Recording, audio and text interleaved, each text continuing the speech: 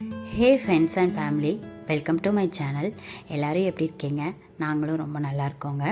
So இன்றைக்கி நம்ம என் recipe என்ன பார்க்க போகிறோன்னா, ஒரு பாயாச ரெசிபி தான். இது வந்து கேரட் ஜவ்வரிசி போட்டு பால் பாயசம் தான். இதுக்கு நான் 6 லிட்டர் ஃபுல் க்ரீம் மில்க் எடுத்திருக்கேன். ஸோ ஜவ்வரிசி நல்ல மாவு ஜவ்வரிசியாக எடுத்துக்கோங்க. கண்ணாடி ஜவ்வரிசியாக இருந்தாலும் பரவாயில்ல.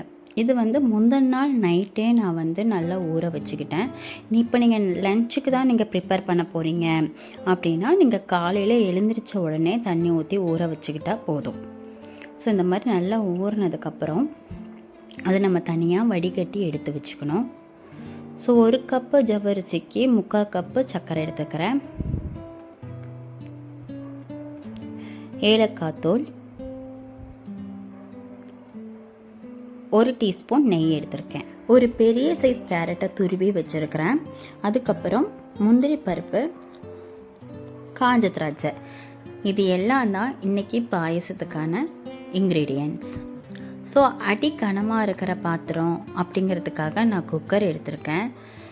இதில் 1 டீஸ்பூன் நெய் ஊற்றிக்கலாம். கீ நல்லா மெல்ட் ஆனதுக்கப்புறம் முந்திரி பருப்பு சேர்த்துக்கலாம். முந்திரி பருப்பு நல்லா ரோஸ்ட் ஆனதுக்கப்புறம் லைட் ப்ரௌன்லேயே எடுத்துக்கலாம். கொஞ்சமாக தான் நான் நெய் சேர்த்துருக்கேன். பாயசத்துக்கு நிறைய நெய் ஊற்றினா மேலே அப்படி எண்ணெயாக தெரிஞ்சிருக்கும் ஒரு மாதிரி. அதனால் கொஞ்சமாக தான் நான் நெய் சேர்த்துருக்கேன்.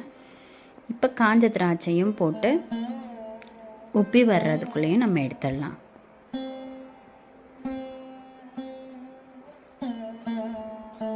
ஸோ இந்த மாதிரி கோல்டன் ப்ரௌனு நல்லா உப்பி வந்திருக்கும். ஸோ இந்த ஸ்டேஜில் நம்ம எடுத்துடலாம். துருவி வச்சுருந்த கேரட்டு சேர்த்துக்கலாம். நல்லா பச்சை வாசனை போகிற அளவுக்கு வதக்கி விட்டுடலாம். ரொம்ப இந்த ஹீட்லேயே நல்லா வேகணும் அப்படிங்கிறதெல்லாம் இல்லைங்க. நம்ம எப்படியும் பால் ஊற்றி தான் நம்ம வேக வைக்க போகிறோம். இப்போ நம்ம எடுத்து வச்சுருக்கிற 1/2 லிட்டர் பால் வந்து இதில் சேர்த்துக்கலாம். இது வந்து காய்ச்சாத பால் தாங்க, காய்ச்சின பால் இல்லை, காய்ச்சாத பால் தான். இது கூட 1/4 லிட்டருக்கு நம்ம தண்ணி சேர்த்துக்கலாம்.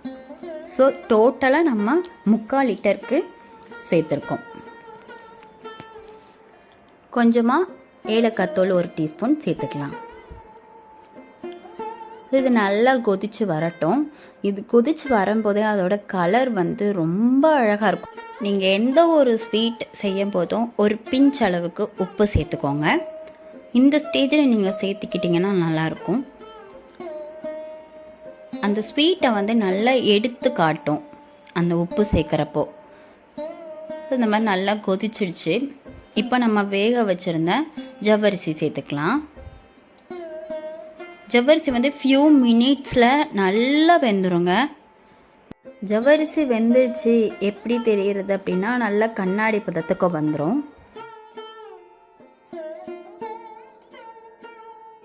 சில சமயத்தில் ஜவ்வரிசி வந்து அடிப்பாகத்தில் நல்லா பிடிச்சிக்கும். அதனால் அப்பப்போ இந்த மாதிரி கிளறி விட்டுக்கிட்டே இருக்கணும். ஸ்டவ் எப்போயுமே சிம்மிலேயே வச்சுக்கோங்க. ஸோ இந்த ஸ்டேஜில் ஜவ்வரிசி நல்லா வெந்ததுக்கப்புறம் நம்ம எடுத்து வச்சுருக்க சர்க்கரையை சேர்த்துக்கலாம். ஒயிட் சுகர் வந்து ஆப்ஷனல் தாங்க. உங்களுக்கு வந்து ப்ரௌன் சுகர் சேர்த்துக்கணுன்னா நீங்கள் தாராளமாக நாட்டு சர்க்கரை சேர்த்துக்கலாம். இதுவும் நல்லா கொதிச்சிருச்சுங்க.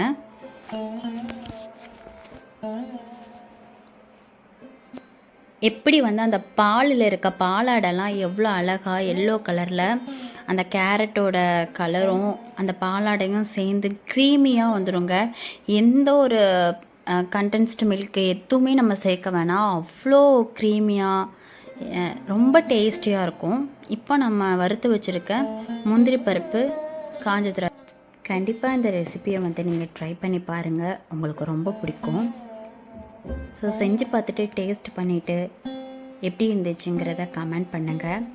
பிடிச்சிருந்தா என்னோடய சேனலுக்கு லைக் அண்ட் சப்போர்ட் பண்ணுங்கள். தேங்க்யூ.